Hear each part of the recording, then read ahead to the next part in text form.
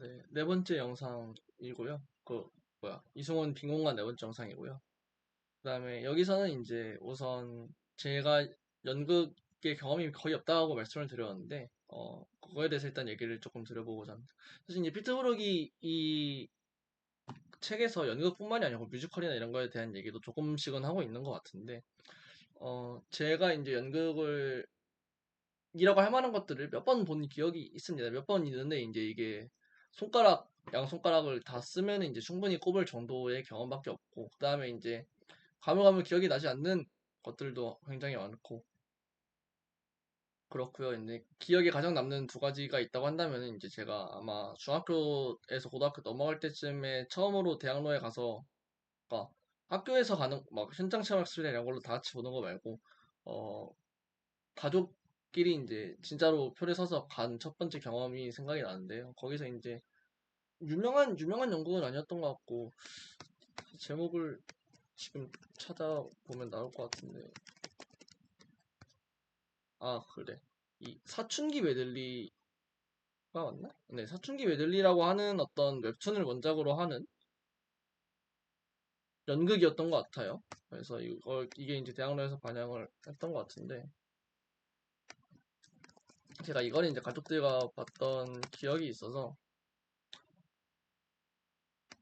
이 이제 기억에 가장 남는 어떤 연극 중에는 기억에 가장 남는 것 같고요. 대학로에서 이걸 봤던 게.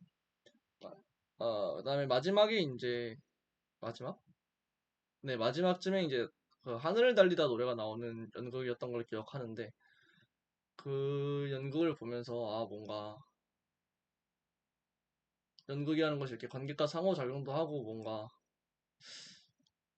그러니까 그냥 단순하게 부르는 게 아니고 뭔가 이 저에게 호응 요도도 하고, 그러니까 이게 마지막에 전국 노래자랑에서 그 노래를 부르는 내용이었던 것 같은데, 그 저희가 전국 노래자랑의 관객이 된 것처럼 어떤 저희를 대하면서 연극이 전개가 됐던 거 기억이 어렴풋이 있거든요. 그런 경험이 굉장히 새로운 경험이었던 것 같고, 뿐만이 아니고 이제 뭔가 제가 아까 현장 체험 학습 같은 데서 이제 연극을 뭐 단체로 보러 갔다 이런 얘기를 했는데, 그렇게 해서 난타 같은 것도 보러 간 적이 있는데, 이제 자꾸 무대 위에 있는 사람들이 이 관객들에게 대화를 시도하고 이런 경험들이 있어서, 그런 것들이 어쨌든 연극의, 그러니까 그런 식으로 직접적으로 이제 상호작용을 하는 것, 혹은 이제 언어를 통해서 단순한 수준의 1차적인 수준의 상호작용을 하는 것 말고도 이제 굉장히 관객의 반응이나 이런 것이 무대에 영향을 크게 줄 수 있다는 것을 그런 경험들을 통해서 알았던 것 같고, 그다음에 이제 한 가지 경험은 또, 얘는 오히려 반대로 관객이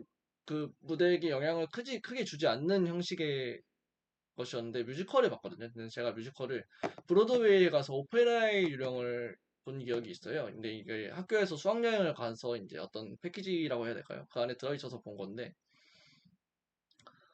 브로드웨이에서 이제 오페라 유령을 봤다고 하면 굉장히 좋은 경험이라고 생각을 하고, 실제로 굉장히 좋은 경험이었던 것 같습니다. 이제 근데 다만 제가 아무래도 영어 보고 하다 보니까, 그리고 자리가 이렇게 좋은 자리가 아니다 보니까 몰입도가 조금 떨어졌던 느낌이 있는데, 근데 이제 그게 관객이 하는 일이라고는, 사실 거기서 직접적으로 하는 일이라고는 박수를 치고 이 정도밖에 없거든요. 왜냐면은 굉장히 무대가 대규모기도 하고, 그다음에 뭔가 뮤지컬이나 이런 걸 볼 때는 조용히 보는 게 미덕이라는 이야기가 있어서, 사실 제가 이제 전 영상에서 얘기를 하고 싶었다고 했던 게 이 부분인데, 요즘은 이제 뭐라고 하죠? 시체 관극이라고 그러나요? 그런 단어가 있는데, 이 연극뿐만이 아니고 이제 어 연극보다는 이제 뭐 오페라나 뮤지컬 이런 거를 볼 때 진짜 그냥 쥐죽은 듯이 앉아서 움직이지도 말고 보고 있어야 된다는 어떤 그런, 실제로 그 정도는 아니라고 생각하지만 그렇게 어떤 주장을 하는 사람들이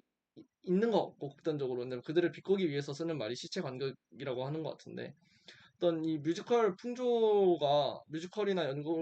연극은 모르겠고, 최소한 뮤지컬을 볼 때는 그 풍조가 굉장히 이 관객들에게 어떤 상호작용을 억제하도록 하는 것을 요구하는 것 같아요. 그러니까 상호작용을 억제한다기보다는 반응을 억제시키는 식으로 이제 풍조가 잡혀 있는 것 같고, 근데 이것이 그 어떤 무대의 공연이 가지고 있는 특성을 망가뜨린다라고 저는 생각을 해서, 그렇게 하면은 이제 피터브룩이 말한 것처럼 죽은 연극이 된다. 그러니까 연극에서는 사실 아직 그까지는 뭐 시체 관극 수준의 그런 걸 요구하는 풍조는 없다고 저는 느끼고는 있는데 영국은 아직도 워낙 이 특히 대학로 같은 작은 규모의 연극은 관객과의 상호작용을 중요하게 생각하는 것 같아서 이제 뮤지컬 같은 경우에는 그런 식의 것을 요구하기 때문에 굉장히 무대 공연치고는 죽어 있는 것 같다라는 생각을 저는 했고 실제로 이제 브로드웨이에서 봤을 때도 물론 규모가 커서 그런 것도 있긴 하지만 이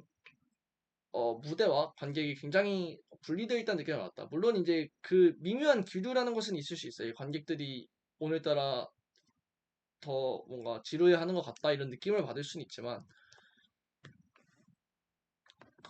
어떤 그 상호작용 물론 무대에 있는 사람들도 관객을 이제 연극이 끝날 때까지는 그 뮤지컬이 끝날 때까지는 끝나서 인사할 때까지는 신경을 하나도 쓰지 않았고요. 그래서 어, 어쨌든 그런 경험이 뮤지컬을 브로드웨이에서 뮤지컬을 본 경험이 있다라는 이야기를 하고 싶었습니다. 그래서 이 얘기를 왜 했냐 하면은 어, 그 피터브룩이 얘기한 살아있다와 죽어있다를 이야기하기에는 제가 연극의 경험이 별로 없다. 그러니까 경험이 없다는 얘기를 하기 위해서 지금까지 이제 이 앞에 경험 얘기를 몇 가지를 했고 몇 가지를 하면서 이제 상호작용에 대한 제 생각, 경험에 대한 상호작용 경험에 대한 제 생각과 이 시체관극이라고 말하는 어떤 문화에 대해서도 얘기를 했습니다.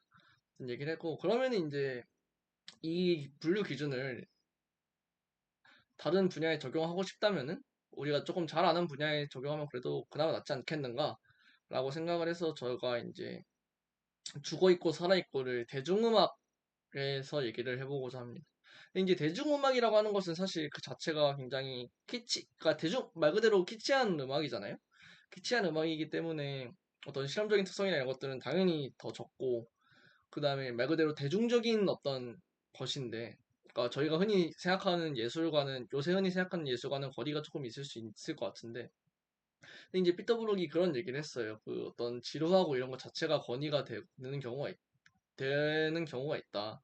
그런 것들이 인기 요소가 되는 경우가 있고, 근데 그런 건 죽은 연극이다. 어쨌든 연극이라는 것은 관객에게 감동을 주든 뭘 주든 어떤 이 쾌감을 줄 의무가 있다고까지는 표현하지 않았지만 어쨌든 그런 식의 이야기를 했었고 저는 이것이 이제 음악에도 적용을 될 수 있을 뿐만 아니고 예술 전반에 있어서 어떤 끼치한 것들이 예술이 아니다라는 생각과는 거리가 조금 있을 수 있다. 다른 이유를 들 수 있지만 단순히 이제 이게 너무 가볍다, 너무 이제 대중적이다라는 이유만으로 예술이 아니라고 취급받을 수는 없다라고 생각을 했던 것 같습니다. 그래서 이제 이 이야기를 그냥 음악 전반이 아니고, 물론, 그러니까 아예 사실 예술적인 음악과 대중음악을 나눠서 예술적인 음악이라고 해야 될까요? 흔히 말하는 어떤 현대의 예술적인 음악, 현대뿐만이 아니고 사실 이제 클래식이더라도 어떤 오케스트라나 이런 음악과 대중음악, 대중적으로 많이 듣고 멜론에서 나오고 뭐 그 스포티파이에서 듣고 이런 음악을 살짝 구분할 필요는 있다고 생각을 저는 해서 저희가 이제 흔하게 스트리밍하는 어떤 대중음악에 대해서 얘기를 조금 해보고 싶습니다. 이 대중음악에도 죽은 음악과 산 음악이 있을까에 대해서 이제 생각을 해보고 싶은데, 저는 이 죽음이라는 것이 변화가 없고 뭔가 어떤 틀이 잡혀서 계속 반복되고 이런 것을 죽어 있다고 어, 피터 브룩이 얘기를 했잖아요. 그런 관점에서 봤을 때 뭔가 대표적으로 죽어있는 것이라고 할 만한 것이 한국의 발라드가 굉장히 죽어있는 대중음악이 아닌가라고 생각을 했거든요. 왜냐하면은 가사 내용도 계속 크게 다르지 않고요. 뭐 가사에 뭔가 어떤 라임이나 이런 게 들어가 있는 것도 아니고 매번 비슷한 표현으로. 근데 이제 그 와중에 또 뭔가 이 참신함을 만들기 위해서 막 밑도 끝도 안 되는 어떤 그러니까 뭐라 해야 되지? 이게 예술적이지 않은? 그러니까 그냥 새롭기만 하고 좋지는 않은 어떤 그런 식의 가사를 시도하기도 하고. 근데 어쨌든 결국 큰 내용은 변하지 않고 멜로디 라인도 크게 변하지 않고 이 듣고 받는 감상도 비슷비슷하고 나는 중에는 이제 그냥 요새는 이제 사실 그냥 거의 노래를 들었을 때 어떤 감상은 없고 그냥 부르기 위한 노래, 약간 노래방용 노래가 되어버린 느낌이 너무 강해서 이 발라드 음악이 죽고 있지 않나? 라는 생각을 강하게 했습니다. 반면에 이제 그러면은 또 비슷한 축으로 들어갈 수 있을 것 같은 게 어떤 케이팝 아이돌 음악들이 될 수 있을 것 같은데 근데 이제 이 아이돌 음악 같은 경우는 굉장히 저는 살아있다고 생각을 하거든요. 사실 이제 이 아이돌 음악이라는 게 어떤 장르나 분야가 되기는 어렵다고 생각을 하는데 오히려 그렇기 때문에 살아있다고 생각을 하는 게 저희가 아이돌 음악이라고 하고 노래를 몇 가지 뽑아봤을 때 굉장히 다양한 종류의 음악을 뽑을 수가 있다고 생각하거든요. 뭐 일렉트로닉도 있을 수 있고 하우스도 있을 수 있고 팝, 뭐 랩하는 힙합에 가까운 노래, 뭐 댄스 음악도 당연히 있고요. 그다음에 아이돌들이 부르는 발라드도 있고 그다음에 얘네가 가사나 어떤 컨셉에서도 뭔가 훅을 짜올 때 이게 뭔가 고착화되어 있지 않고 굉장히 조금 물론 어떤 공식 같은 것이 있지만 이 훅마다 특성이 굉장히 강하다고 느껴지고 중독성을 주는 어떤 포인트들이 다르고 안무도 뭔가 비슷비슷하지만 포인트 안무들이 다 차이가 있고 다 다르고 그러니까 이게 사실 그런 걸 차이가 있게 만들어야지 뭔가 셀링이 되는 이 시장의 특성이 있어서 더 그런 거라고 생각하지만 어쨌든 결론적으로는 굉장히 이전 거에서 벗어난 새로운 시도들이 많이 일어나고 있고 그것들이 이제 이 듣는 사람들을 충분히 자극한다. 이 평이 이제 뭐 이번에 이 파트가 굉장히 중독성이 있다. 이 파트가 굉장히 좋더라. 이런 이야기들이 계속 나온다. 라는 점에서 이 케이팝이라는 것이 굉장히 뭔가 살아있다는 느낌을 저에게는 주는 것 같아서 물론 이게 피터브룩이 얘기하는 산 것과는 조금 차이가 있을 수 있지만 대중음악에서 죽어있는 것과 살아있는 것을 얘기하자면 한국의 발라드와 어떤 한국의 케이팝이 굉장히 그 각각 죽은 음악과 산 음악이 될 수도 있을 것 같다라고 생각했습니다. 또 이제 힙합 같은 경우에도 굉장히 살아있다고 생각을 하는데 근데 이제 그런 얘기가 꾸준히 나오고 있는 것 같아요. 힙합에서는 우리나라의 힙합이 그 서양의 미국 특히 미국 쪽에 어떤 외힙이라고 하는 것을 어, 뒤늦게 받아들여오는 경향이 있다라는 얘기가 있는 것 같은데 그런 관점에서 봤을 때는 이제 어느 정도 뭔가 새로운 시도가 없고 이전에 만들어 놓은 것을 받아들인다는 점에서 죽어 있다고 볼 수도 있겠지만 어쨌든 그 내에서 뭔가 한국화를 시도하고 한국 자신만의 새로운 것을 넣으려고 하는 시도들이 있다고 저는 한국의 힙합에 대해서 생각을 하고 있고 그게 단순히 한국에 국한되지 않고 이것을 외국까지 나와서 와서 생각했을 때는 계속 새로운 그러니까 힙합도 굉장히 이게 장르가 내부에서 그 세부 장르가 굉장히 빡세게 갈리는 장르라고 저는 생각을 하고 이게 이제 뭐 요새는 어떤 아케이드 8비트적인 어떤 것을 쓰거나 어떤 일렉트로닉한 음들을 쓰는 것들이 유행을 또 최근은 아니지만 얼마 전에 했었고 그전에는 이제 근데 뭔가 단순한 비트에 최소한의 어떤 드럼이나 이런 것들을 쓰는 반복적인 비트만 단조로운 비트만 깔고 그 위에 이제 랩으로 어떤 쾌감을 주는 듣는 맛이 있는, 뱉는 맛이 있는 어떤 랩이 유행했던 적도 있고, 그래서 이제 어떤 그 유행 풍조 안에서 비슷비슷한 게 나온다는 점은 부정할 수 없지만 계속해서 뭔가 어떤 시대에 맞는, 유행에 맞는 새로운 것들이 나오고 있다는 점에서 죽어있지 않고 굳어있지 않고 계속 살아있는 음악 장르, 잘 살아있는 음악 장르 중에 하나라고 생각할 수 있을 것 같다라는 게 제 생각이었습니다.